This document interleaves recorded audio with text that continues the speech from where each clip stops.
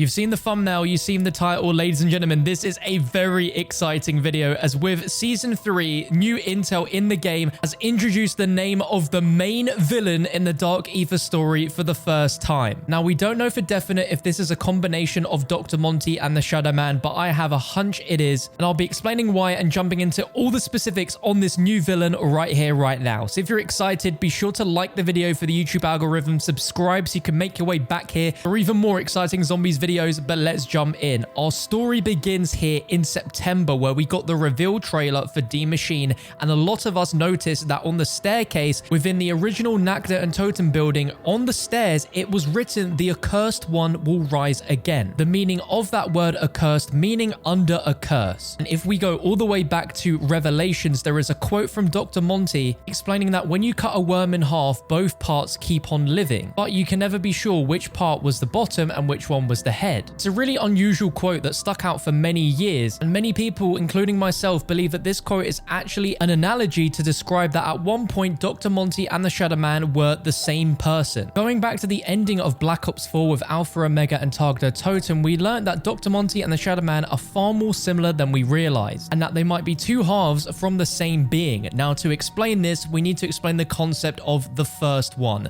The first one was a single entity that existed at the beginning of time and reality itself. During these first few moments, the first one created the summoning key, and with that we're able to create our Gartha as well as other different dimensions, each with their own unique trait and mix of life force. But the first one was indeed the first and only one, the only god, the only existing being, and so created the Keepers, beings to watch over the universe and protect the summoning key. However, the first one ceases to be, and instead two individuals rise amongst the ranks, who would later be known as Dr. Monty and the Shadowman. And the disappearance of the first one from the moment that Dr. Monty and the Shadowman exist seems incredibly weird. Why would the most powerful being in all of existence suddenly fade away and be replaced by two beings who are somewhat godlike in power and equally matched? Simple explanation is that Dr. Monty and the Shadowman were once the same person and were the first one, as explained by Dr. Monty's analogy. He even mentions that the problem with worms is that they're a bit short on distinguishing features. Right at the end of the Black Ops 4 Zombies finale, when Shadowman and Monty are in their true form, they are identical, both taking on a human physical body with Apothicon-like features. However, looking at their powers, they are distinctly parallel to each other. But right in the final moments of Target Totem, we learn that Monty was corrupted by the Dark Aether attempting to save the Shadowman, and almost immediately after that, Ultimus and Primus are killed off and the summoning key is destroyed, plunging Dr. Monty and Agartha into the Dark Aether forever, whilst the Shadowman was killed once and for all by Primus Nikolai by destroying the summoning key that the Shadowman was still trapped in. So with that context out the way, we know that Monty was sent into the Dark Aether. So with that all established, how is this relevant to the new intels? Well, in one of the new Dark Aether audio logs, we hear from a trapped soul called Fedorov, who describes the process of filling the souls for the dragon heads in Outbreak as a method of sustenance, and described as a banquet of souls which is delivered to someone called the One. Patrick Fedorov, Freighter, Omega Group. Why do I still call myself that? Why do I even keep making these reports? I lost track how long they've been here. Surely, it's been years. There used to be more people here. Lost, like me. So many are gone now. Food for the dragon. Yes, a dragon. But it's also a rocket ship. Don't even try to make sense of these things anymore. What I know for sure is the dragon must be fed. It demands sustenance.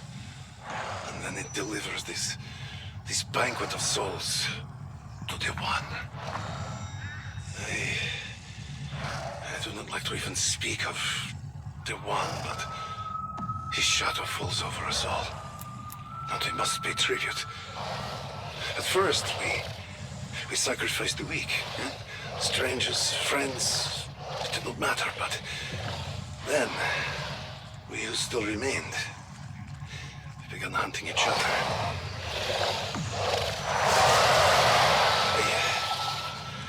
to go. It is hungry again. I have to go.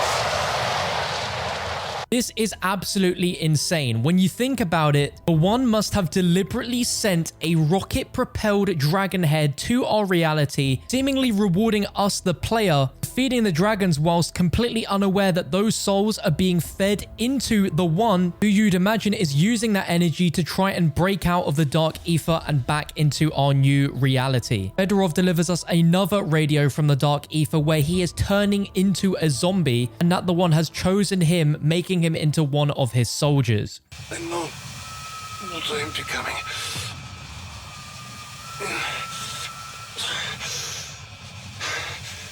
The One has chosen me. He's making me into one of his soldiers.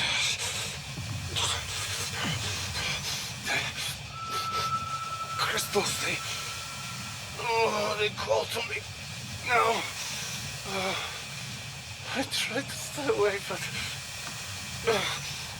the more I change, the more I need them.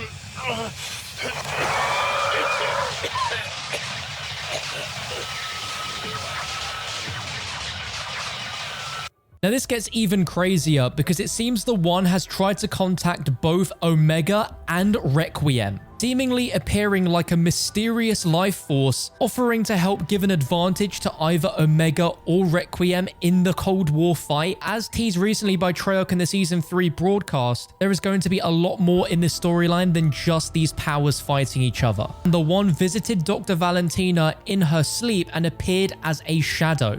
16th of August, 1984. Personal log. He visited me again tonight. As I slept, he appeared before me. He is but a shadow to me, so close yet so far. He told me to have faith. I must stay the course.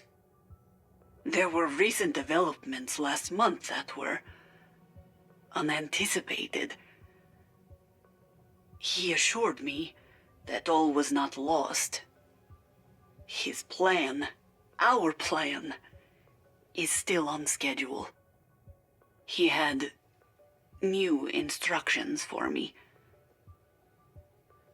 I will see that they are completed. We will be reunited. We will rise again.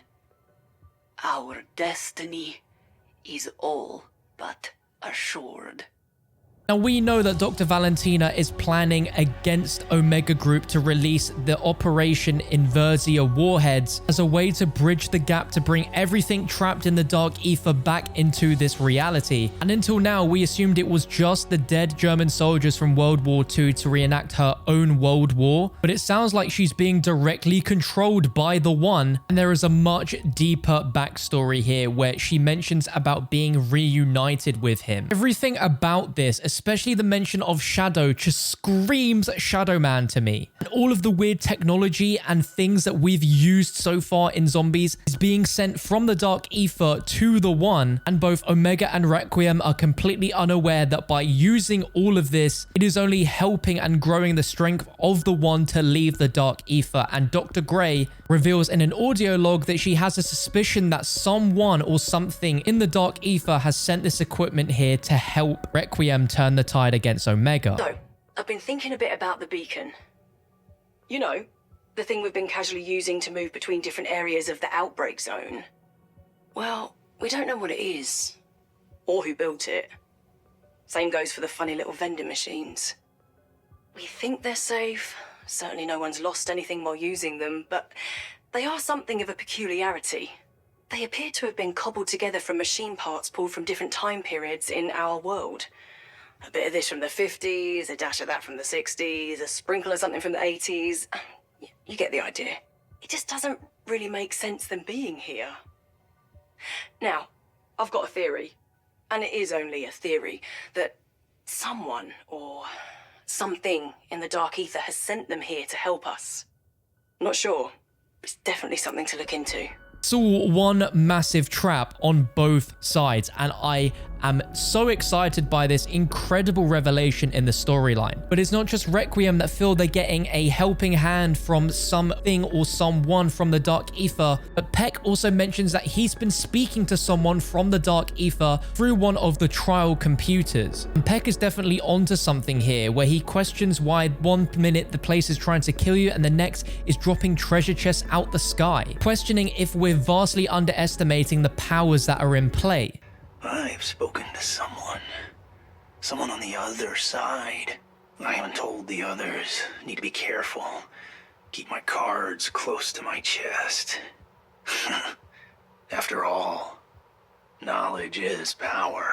But one thing that is even more mind-blowing than that, the reveal of the name The One, is the fact that there is a song inside of Shinonuma from Call of Duty World at War from 2009 called The One. And it is haunting how relevant the lyrics to that song are relevant to The One being trapped in the Dark Aether. Specifically the lyrics that say, "I've been waiting for someone to find me and become a part of me. I've been waiting for you to come here and kill me and set me free.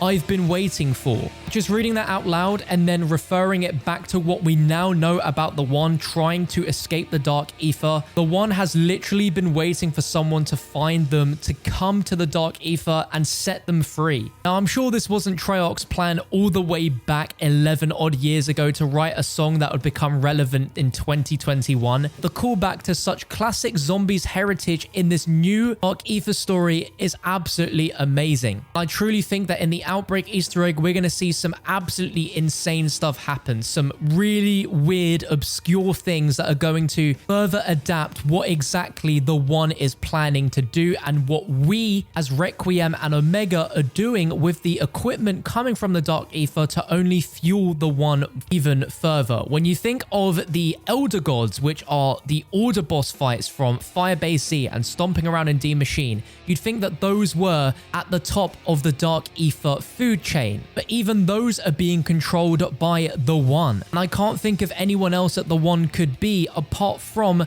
a weird amalgamation of Dr. Monty and the Shadowman combined together. As in the story, technically Dr. Monty was purged to the Dark Aether. Now, there is a chance that the One isn't Dr. Monty and the Shadowman combined, but a completely new character dating even further back in time than what we've spoken about. But the Dark Aether story is following along from everything continuity-wise that happened in Black Ops 3 and Black Ops 4. Because remember what Craig Houston said.